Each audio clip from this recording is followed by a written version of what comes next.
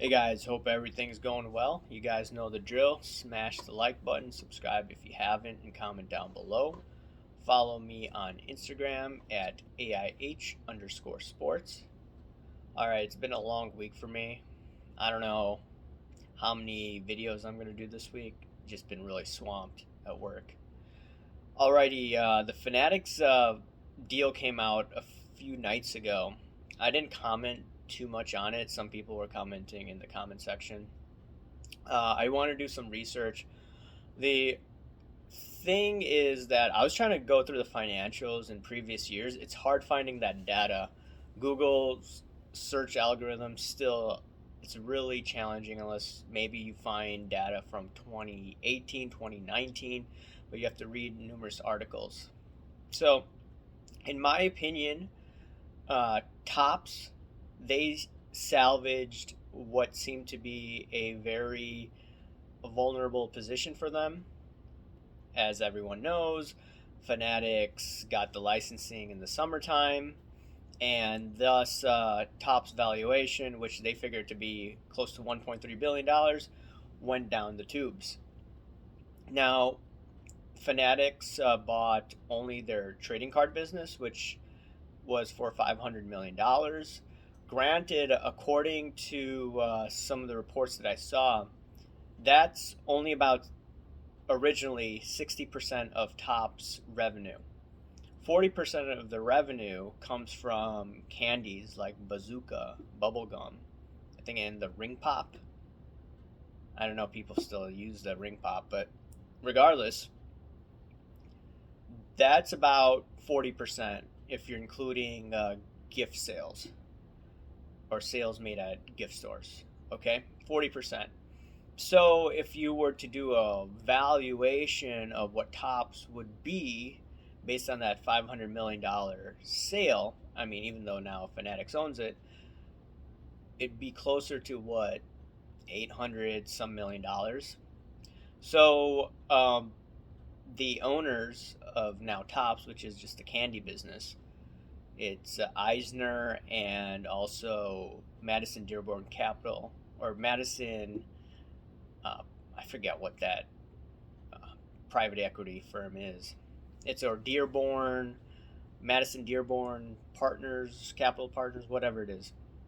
I believe they're based out of Chicago. I remember that I think one guy from high school that I went to, he works at that place. Or, I mean, I used to know him. I haven't had contact with him in a while. But regardless, Eisner and Madison, I believe they own 50% of Topps each. I was listening to a YouTube channel, Sports Card Radio. That dude said it was less for Eisner, but this is what I saw online. So anyone can correct me, just let me know down below. Anyways, in terms of this Fanatics deal, Fanatics definitely got a bargain, but I believe they wanted to strike first before anyone else would gobble up the Topps brand, just in case someone wanted to play games. And Fanatics, in my opinion, did well with this transaction. Now, I like looking at the financials, and I, in a previous job, used to do both accounting work and finance work. These are two separated functions in a larger company, but I worked in an environment where one of my boss just made me a hybrid because we had a small team and the units that we ran, they weren't that much. There are a lot of intercompanies, and the intercompanies that I worked on, it, it wasn't what, $15 million, and it may be big for some people out there, but in terms of a multi-billion-dollar corporation, WPP that I was part of, it's technically small. So, anyways, I had to analyze the financial data where I worked, and the financial director would ask me all of these questions. Why did the expenses go up? Why did top line revenue go up? Or why did this expense go up? I had to provide answers.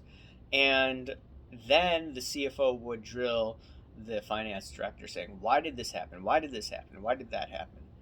And what I was trained in was I had to see, okay, the revenues went up, and you have to find out which clients went up and why. And the interesting part about Topps and their financials, and I'll read you some stats that I just jotted down from some articles that I read. And apparently, their net income last year was $83.7 million. And their top line revenue growth was approximately $560 million to $570 million, around that range. And what was interesting was that this article mentioned how their net income, like I mentioned, $83.7 million, it went up 851% over a span of a couple of years. That's a huge increase in net income. So basically, they're saying that net income went up about tenfold. Okay? So if I'm reading this correctly, their net income was what, $10 million? Something like that? Unless they're using profit margin as a metric to determine net income. But I'm just looking at the totality of the number. So they're saying it went up 900%, okay? And what the strange part about this, and once again, I was analyzing financial statements, and I was looking at top line growth, I was looking at expenses, etc. Their top line growth went up 25% over a few years from 2018, 2019. And the cost of sales went down 16%. So revenue went up a little bit and the cost of sales went down. But they're saying the net income went up, what, approximately 850%? How on earth is that possible? That doesn't make sense. And I remember this one boss that I had at this WPP company. He used to have some funds sitting in asset accounts or liability accounts. And what he would do is he would use that as a, piggy bank. Basically, okay, you didn't meet your numbers early in the year, but you would release those assets or those liabilities, which would then increase the overall net income. And all of a sudden, you had, as one of my other bosses said, this boss used to have revenue growth that looked like a hockey stick. It just went up, or like the Nike sign. In December, the financials looked amazing, and that's because he had all of these funds in these asset and liability accounts that he used just to make the numbers look better, and just to show, hey, look, I improved the financials towards the end of the year. Look at what I've done. So he used to manage expectations. So I'm not accusing Topps leadership of anything, but if I were to take a guess, there were some financial tricks that were done to increase the net income of over 900% in a few years.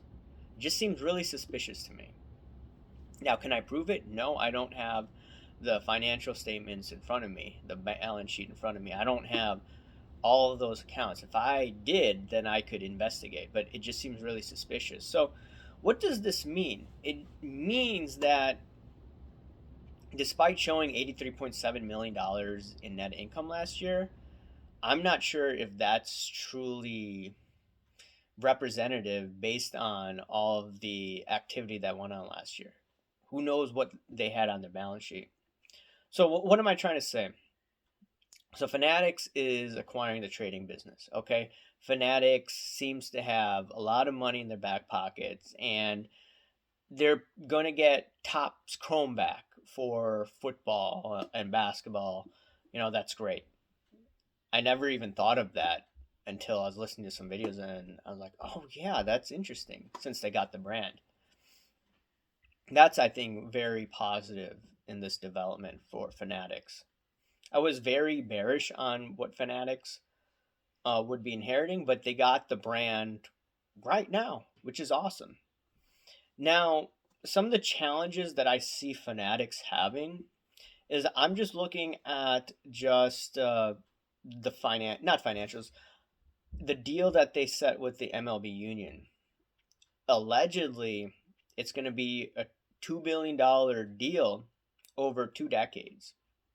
So approximately, they're paying what, $100 billion each year for licensing, if I'm interpreting that correctly. If I'm not, comment down below. Okay, and Topps right now, their deal with MLB is approximately $20 million. Okay, so 20 million versus 100 million, allegedly. Okay, that's a huge difference in terms of hitting the P&L. And if I believe that Topps was having trouble with their net income, will Fanatics have that same trouble? Okay, that's what I'm trying to get at. And okay, so last year, what, $567 million Topps had. Okay, 2020, great year. This year should be about 600 million ish, 650. I don't know what it exactly is. I don't have, once again, Q3 results and Q4 results. Q1 was amazing this year. Q2 was still decent. So, regardless, if 60% of the revenue came from sports cards, then what you're talking about, then you're talking about a little bit above 300 million bucks that they made on top line growth. Okay, that's good. But I want to go back to 2018, 2019. The amount of revenue they generated was about 400 million in 2018, when the market was somewhat quiet. And I expect the market, even though people are buying cards, I expect in the coming years, like I said, the market to take a dip. So that's going to affect the revenue of Topps, which is now Fanatics, in terms of trading cards. So we're looking at approximately, what, let's say $400 million, and then 60% of that was sports trading cards in 2018. So you're doing the math, you're like, okay, a little above 200 mil. And then you have to account for all of those costs, okay? And, there was a lot of overhead. So allegedly, they increased their net income 850%. And so the net income was, they were barely making anything from a few years ago. They still made money, no doubt about that. But the revenues went, or the net income went crazy allegedly last year. So in terms of Fanatics now, Fanatics is adding about $80 million more in terms of licensing, if I'm reading that correctly. If I'm not, comment down below. So they're going to add more expense to their cost of sales. Not cost of sales, just their expenses in general, okay? And the revenues, in my opinion, while they may be able to capitalize on it this year, in terms of still a market that hasn't completely gone out of the woods, but 2-3 years from now, and I've said this numerous times, I don't like what I'm seeing in terms of our economy. It seems to be more fragile. Even though stock market's doing well, I get that. You invert the yield curve, we're going to have more problems, and it's going to affect basically every industry out there. Maybe except someone who's short selling the market in 2024-ish. That's what I see. So I expect right now, before Fanatics takes over all of the licensing, they're probably going to have a little more challenging environment to deal with. And then when they fully take over the licensing, 25, 26, the cost of doing business is going to go substantially higher, because the licensing agreements that they set forth with these companies is going to be much greater. Now, some people may say that, okay, Fanatics has better leadership than the old Topps leadership with Eisner. Someone could say that. And they're going to be able to market to the consumer better. They may take out some of the other individuals who are breakers and just deal with the consumers that way. Who knows? They may be able to cut costs in a more rational way, or they're just going to be better at cutting costs than Topps, their old leadership. We shall see. But first of all, I think it's good that we're going to see the Topps brand remain. That's some good news, positive news. Topps Chrome, that's great to see. It's good to see that they got in earlier than where I thought they'd be. Now, in addition to that, though, their cost of doing business is going to increase in the next few years when the market is probably going to be in a much more challenging environment.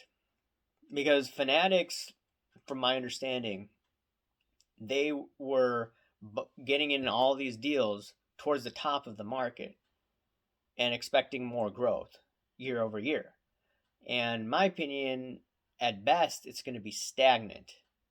I mean, we've seen sports cards, yes, top end still is doing well. Not Topps, but I'm just saying if you just look at some golden auctions right now, they're still doing well. Interest rates are still zero. The Federal Reserve hasn't raised rates aggressively yet, but once they do, that's when the whole economy is gonna pay for it. But anyways, guys, let me know what you think. Smash the like button, subscribe if you haven't, comment down below, guys. Thanks. Bye.